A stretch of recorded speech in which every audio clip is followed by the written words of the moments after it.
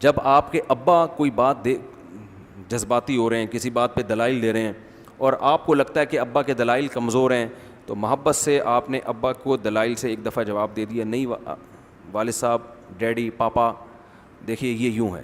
وہ کہہ رہے ہیں نہیں یوں ہے, پھر 2 دفعہ 3 دفعہ ہو گیا, اب چپ. تھوپنا نہیں ہے, نہیں یہ ابا کو تو عقل ہی نہیں ہے یار, ابا کو بات سمجھاؤ, ان کو سمجھ میں نہیں آتی.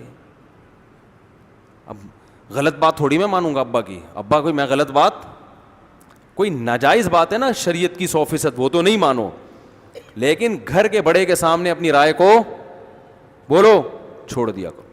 اس میں یہ نہ کہا کرو کہ میں دلیل کو مانتا ہوں کسی کو نہیں مانتا. بھائی جان تھوڑی دیر کے لیے آپ دلائل کو ایک طرف رکھ لیں, ٹھیک ہے دلائل آپ کے مضبوط ہیں, لیکن اس مسئلے کا تعلق حلال و حرام سے نہیں ہے, اس کا تعلق اس سے کہ چاہیے یا نہیں چاہیے, یہ والا کام ہونا چاہیے, یا بارات میں 20 آدمی آنے چاہیے یا 50 آدمی, یہ کوئی حلال و حرام سے اس کا تعلق تو نہیں نا. ابا کہہ رہے ہیں کم بخت خرچہ تو میرا ہوگا, 20 آدمی آئیں گے, بیٹا کہہ رہا نہیں 500 آدمی آئیں گے. ابا ایسے موقع پہ کنجوسی بنتی ہے ہی نہیں. لوگ کیا کہیں گے ہمیں, بھائی چھوڑ دو یار, پہلے ابا کو راضی کرو, لوگوں کو ایک طرف رکھو. تو گھر کے بڑے کے سامنے, ماں کے سامنے, باپ کے سامنے, اسی طرح عورت اپنے شوہر کے سامنے اپنی رائے کو چھوڑ دے نا, تو شوہر کا دل بہت بڑا ہو جاتا ہے, ایسا لگتا ہے جیسے میں بہت عقل مند ہوں. اس کو ایسا محسوس سا ہونا شروع ہو جاتا ہے شوہر کو, کہ آج میری بیگم نے میری بات پہ کہہ دیا کہ میں غلط کہہ رہی ہوں, آپ صحیح کہہ رہے ہیں. وہ خوشی سے مر بھی سکتا ہے کہ اس کا مطلب مان لیا کہ میں کیا ہوں, لیکن لڑ رہے ہوتے ہیں. تو اور آپ بھی بیگم کو کہہ دیا کریں تم صحیح ہو.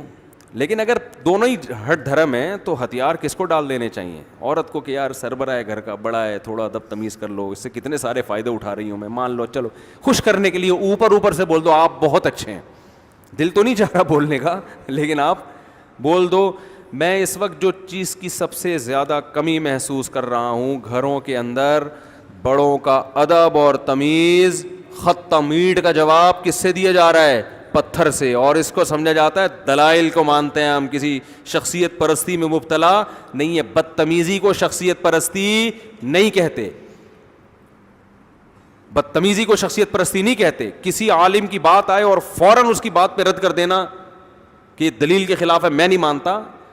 اگر واقعی دلیل کے خلاف ہے تو اس طریقے سے رد مت کرو, اس طریقے سے رد مت کرو. آپ بولو کہ بھائی ہو سکتا ہے ان کے پاس کوئی دلیل ہو, لیکن ہمیں بظاہر یہ والی دلیل صحیح معلوم ہوتی ہے, اور وہ بھی غلط نہیں ہے, ہو سکتا ہے ان کے نظر میں یہ مفہوم ہو. حضرت مولانا شریف تھانوی رحمۃ اللہ علیہ پر کسی نے کفر کا فتویٰ لگا دیا, تو کسی نے کہا حضرت وہ اتنے بڑے عالم ہیں, آپ پہ کفر کا فتویٰ لگا دیا. انہوں نے کہا کہ بھائی وہ میری بات کا انہوں نے یہ مفہوم لیا ہوگا, اور یہ والا مفہوم تو کفریہ ہی بنتا ہے. تو ان میں چونکہ اس طرح کے الفاظ مجھے پورے یاد بھی نہیں, چونکہ غیرت حمیت ان میں کفر کے معاملے میں بہت زیادہ ہے, تو وہ ذرا جذباتی ہو گئے. کیسی اچھی مجھے پورے الفاظ ان کے یاد نہیں ہیں, لیکن انہوں نے اس کی بھی کیا کر لی, تعویل کر لی. تو پازیٹیو سوچ پیدا کرنے کے لیے بڑا قربانی دینی پڑتی ہے, لیکن ایک دفعہ جب پیدا ہو گئی خدا کی قسم زندگی کا مزہ آ جاتا ہے. ایسے آدمی سے کہ منہ سے پھول جھڑتے ہیں, خیریں پھیلتی ہیں. تو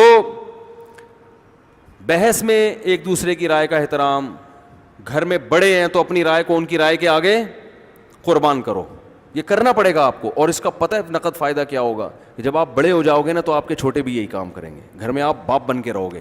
اگر آپ نے ابھی اپنے ابا کا باپ بننے کی کوشش کی تو کل آپ کی اولاد نہیں بلکہ آپ کا باپ بنے گی. وہ سمجھتے ہو, اگر خاتون نے ابھی اپنے آپ کو شوہر کا فرمانبردار بنانے کی کوشش نہیں کی, اپنے آپ کو ان کا بلکہ شوہر کو غلام بنانے کی کوشش کی, تو آپ کا بیٹا بھی آپ کی بہو کا غلام بنے گا. پھر آپ کیسے کہو گی کہ میری بہو میرے بیٹے کا احترام نہیں کرتی. سمجھتے ہو؟ تو یہ مارکیٹ میں یہ ہو رہا ہے, تمیز, احترام, علماء کا احترام کرو. ان کے سب باز کر رہے ہو تو بھائی اپنی رائے کو ان کی رائے کے آگے چھوڑ دیا کرو. ایک دفعہ کیا ہوا, ہمارے ایک استاذ تھے, انہوں نے ایک مسئلہ بتایا اور اس پہ دلائل بھی دیے, تو فوراً کسی نے ایک بڑے بزرگ کا نام لیا کہ وہ تو اس کے خلاف کہتے ہیں. آپ نے دلائل کے انبار لگا دی, وہ تو اس کے خلاف کہتے ہیں. اب یہ ایسے تھا کہ ان کو غصہ آتا اور کہتے ہیں وہ غلط کہتے ہیں, ان کو کیا پتا. ایسے موقع پہ انسان کے منہ سے یہ نکل جاتا ہے. لیکن میں نے دیکھا میرے استاذ کو غصہ آیا, انہوں نے کہا میں دلائل پہ دلائل دے رہا ہوں, ایسے موقع پہ نام لے کے یہ کہہ دینا کہ وہ تو اس کے خلاف کہتے ہیں, اس کا مطلب آپ میری زبان سے ان کی توہین نکلوانا چاہتے ہو. یہ بول دو کہ بھی بعض حضرات تو یوں کہتے ہیں، کیونکہ اتنے جذبات میں دلائل کے انبار لگا رہا ہوں انبار، اور آپ نے فوراً اس بزرگ کا نام لے کے بول دیا کہ وہ تو یوں کہتے ہیں. تو ایسے موقع پہ انسان جذبات میں کہہ دیتا ہے وہ بزرگ کیا ہیں، غلط ہیں، حالانکہ وہ ان کے بھی استاد تھے اور بڑے نیک ہیں. تو کہا مبہم رکھ کے بات، ایسے موقع پہ کیا کرنا چاہیے، مبہم بات کرنی چاہیے کہ بعض حضرات یہ کہتے ہیں، تو بعض کو تو لگاؤ، بعض میں تو کوئی بھی ہو سکتا ہے نا. تو یہ تمیزیں نہ گھر میں سکھائی جا رہی ہیں، تمیز سے ہے ہی نہیں، بولتے اتنا چیختے ہیں، گھر میں کوئی آرام سے بات نہیں کرتا یار، جب بولے گا چیخ کے بات کرے گا، ہو ہاں ایسے. کوئی باپ گھر میں چیخ کے بات کر رہا ہوتا ہے، وہ کہتے ہیں میری اولاد چیختی ہے. بھائی آپ کی اولاد اس لیے چیختی ہے کہ آپ گھر میں بیگم پہ صبح و شام چیختے رہتے ہیں.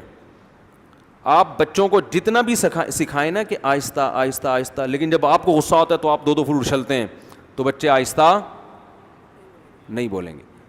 تو یہ تو قرآن کا حکم ہے، ان انکر الاصوات لصوت الحمیر.